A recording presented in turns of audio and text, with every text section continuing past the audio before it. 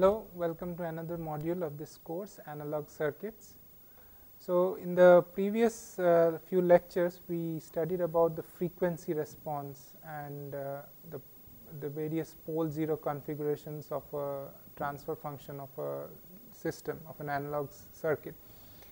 Now, in this module, we will be covering a very important aspect of analog circuit design, which is known as feedback. So, feedback is a very commonly employed technique for all analog circuits. It is also used for digital circuits, but more commonly used for analog circuits.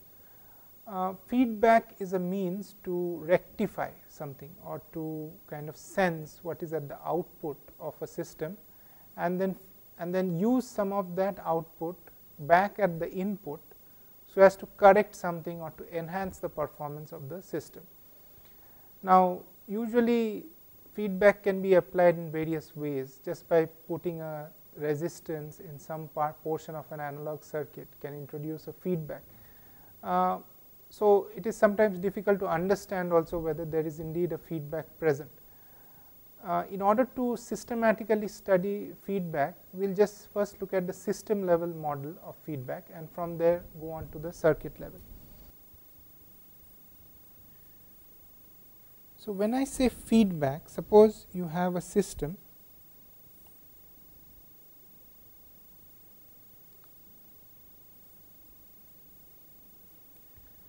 you have an input, you have an output. Now, what in feedback we do is we take some of the output and feed it back to the input.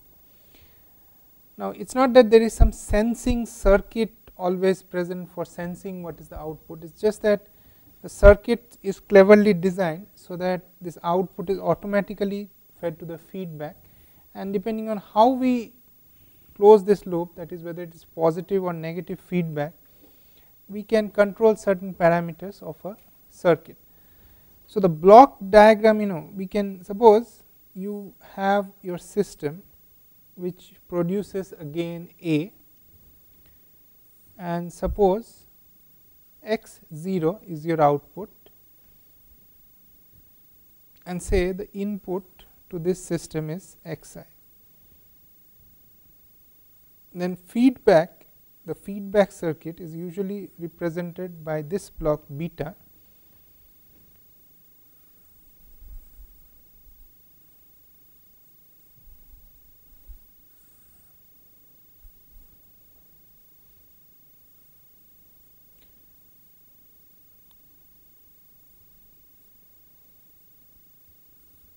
like this. So, here the output, some portion of that is multiplied by the feedback factor beta x0 and fed back to the source input xs. So, xs represents the source input.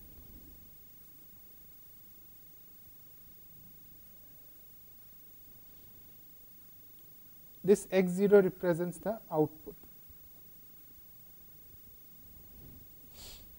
This is your open loop system. Open loop system means a system where this loop, this feedback loop is not present, and this xi is the actual input to the system. Now, of course, here we are making certain assumptions. What are some of the assumptions?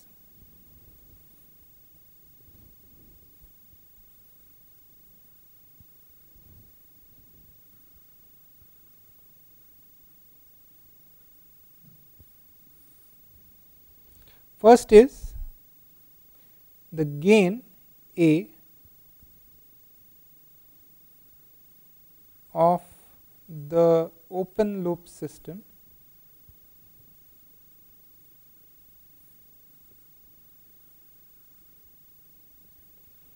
is independent of the feedback. So, what this means is that if we go back to our block diagram for a moment, then this A, which represents the open loop system. So, the closed loop system is this whole system with feedback, open loop system is this system only without any feedback. So, alternative way of representing the open loop system is simply like this.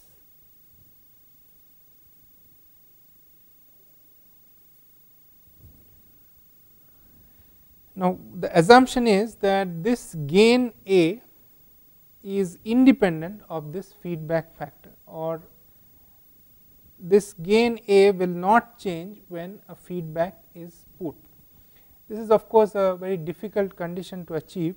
Usually this is not valid, but then in some cases we can indeed approximate the gain to be independent. For example, suppose you have a MOSFET transistor,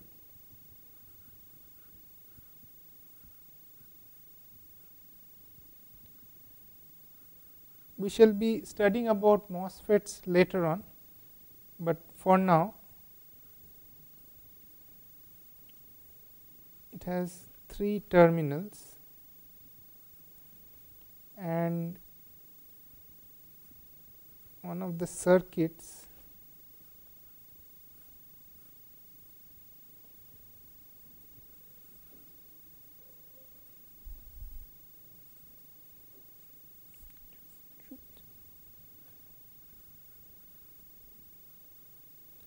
okay. So, here this is what is known as a common source configuration.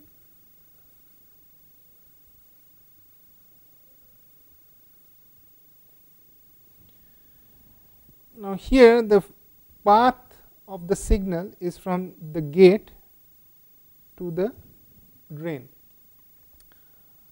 In the forward path, of course, the MOSFET is least affected. The output of, what I mean is the output of this MOSFET very negligibly affects the input. Okay. And even if we feed this VO somehow back to the input using some circuitry, the gain of this MOSFET will be least affected. This kind of configuration, this assumption rather, this gain A of the open loop system is independent of the feedback is valid. We will assume it to be valid, not strictly, but for our practical purposes we shall assume that this assumption is valid. The next assumption,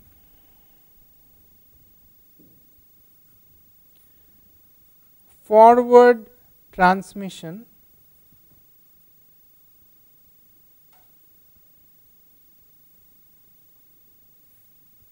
of signal only through A. That is, only if a signal for this closed loop system, this by closed loop system I mean this entire system, if a signal is to pass from the input to the output, then in the forward path, that is from input to output, it will pass only through A, not through this beta block. Okay. So, that means that, so the beta on the other hand will not play any role in transmitting any signal from the input to the output. And the third assumption is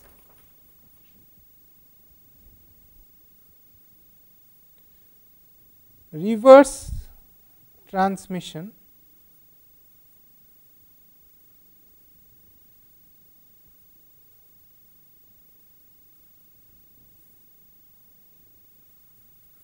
of signals through feedback network only, which is the reverse thing, that if any signal has to go from the output to the input, then it can only go through this beta block and not through this A block. So, with these three assumptions, let us see what the output will be in terms of the input when a feedback is present. So, once again, if we go back to our block diagram of feedback, so it is like this. We have our A beta like this, and the part of the output x 0 is fed back to the input. Now, note here I have written a minus sign here. This kind of feedback refers to a negative feedback.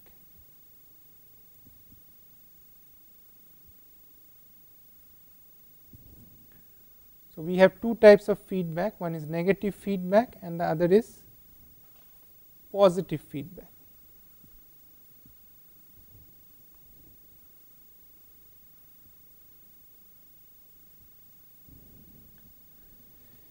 When we have negative feedback, what happens is a part of the output xi is fed back negatively to the source. That is, some part of the output is subtracted from this input from the source xs before feeding it to this A block. In the case of positive feedback, the part that is taken from the output is added to the source input and then fed to the block A. Let us see what happens when we have negative feedback.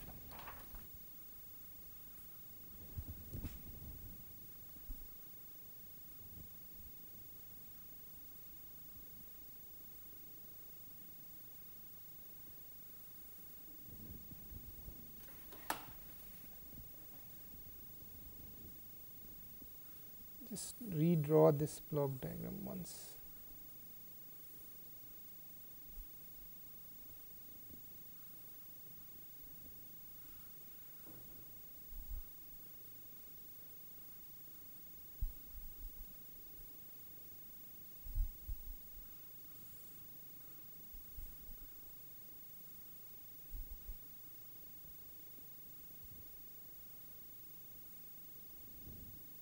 Okay. This is xi, this is xf. So, the input that is going into this block A xi is equal to xs minus xf. Here of course, xi and xf are all signals. Okay. I have not said whether they are voltages or currents. Later on, when we actually see some circuits, this xi can take the value of a voltage or a current. Xi for now will be the difference between xs and xf, and this xf is given as beta times x 0. So, then we have our xi is equal to xs minus beta x 0. Now, this x 0 itself is equal to A times xi. Okay. So, then from here we can write xi, which is equal to xs minus beta x 0, and then x 0, which is equal to A of xi. So, now if I substitute this xi value here, so this comes out to A multiplied by x of s minus beta x of 0, from where we get x of 0 1 plus A beta is equal to A of x s, and from this we can write x of 0 is equal to A x s 1 plus A beta. Hence, the gain or h, if we want to find out the transfer function, which is the ratio of x 0 s upon x s of s, that will be given by A of s upon 1 plus A of s beta of s. So, this is the complete derivation. If on the other hand we had positive feedback, then let us see what would be the case.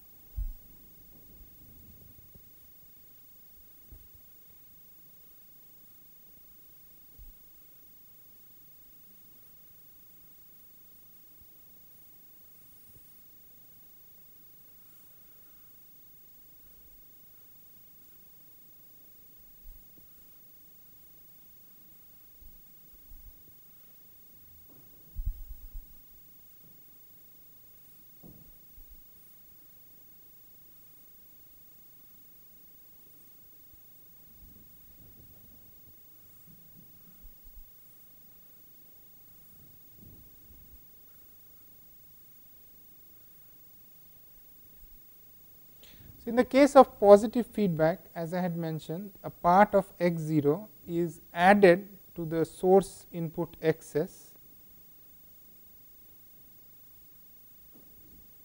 okay,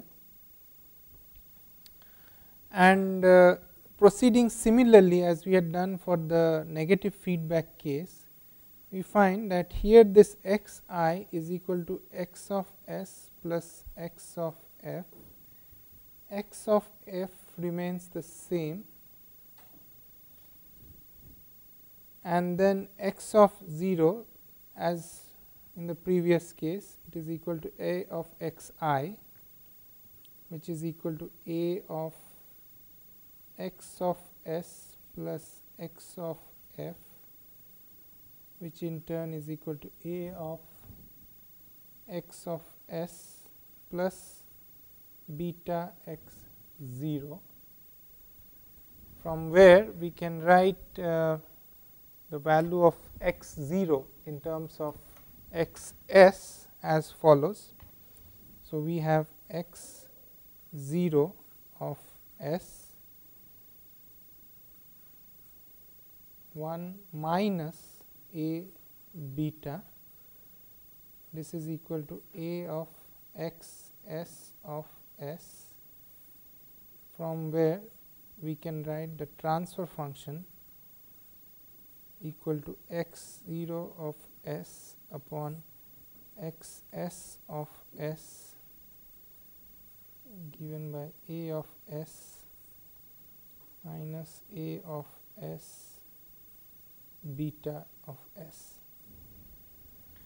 So, again we get the complete formulation for h of s, but here instead, whereas in the previous case, for that is the negative feedback case, our formula looked like this with a plus sign in the denominator. In this case, we have a negative sign in the denominator.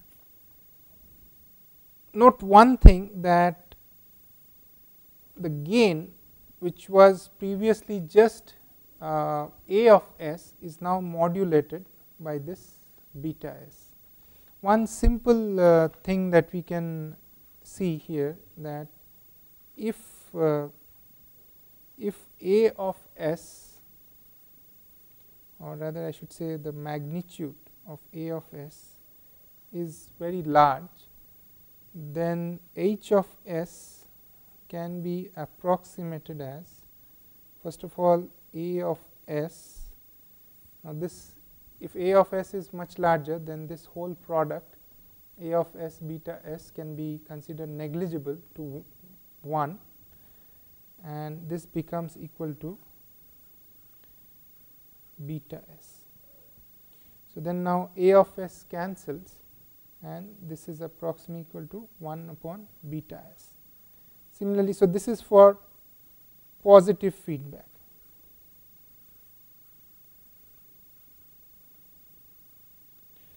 For negative feedback, h of s will be approximately equal to. Now, what is the significance of this result? See, by using a feedback loop, what we have done is we have complete and of course provided the gain of the open loop gain A of s is quite large. By introducing this feedback gain, what we have done is we have completely removed the impact of the gain block, and our closed loop, that is with feedback, the gain is only dependent on the feedback factor. So then this is an advantage, because why is this an advantage? Because we can program our own gain. Now, so what we see, gain is purely dependent on feedback factor beta if magnitude of A of s is very large. We cannot alter A, isn't it? Because we have been given a open loop system, we have to modulate the gain of that system, but we cannot go inside that open loop system and change its contents. So A is fixed. So A of s is fixed, but beta of s is in our control.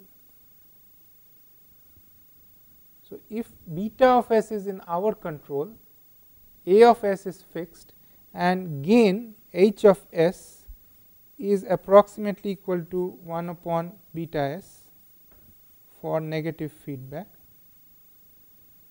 then the advantage that we get is that we can now completely design the gain of this closed loop system by modifying the beta feedback factor. Hence, the overall gain of the system becomes in our control. In the next class, we will continue with with our discussion on feedback, and we shall see some other properties that feedback helps us achieve. So we saw one property already, that when we introduce a feedback and provided the open loop gain is sufficiently large, the gain of the overall system, that is the closed loop system, becomes dependent only on the feedback element or the feedback circuit, and the open loop system does not play any role. Similarly, we shall see certain effects on the input impedance, output impedance, then the bandwidth of the system. So that is what we will cover in the next module. Thank you.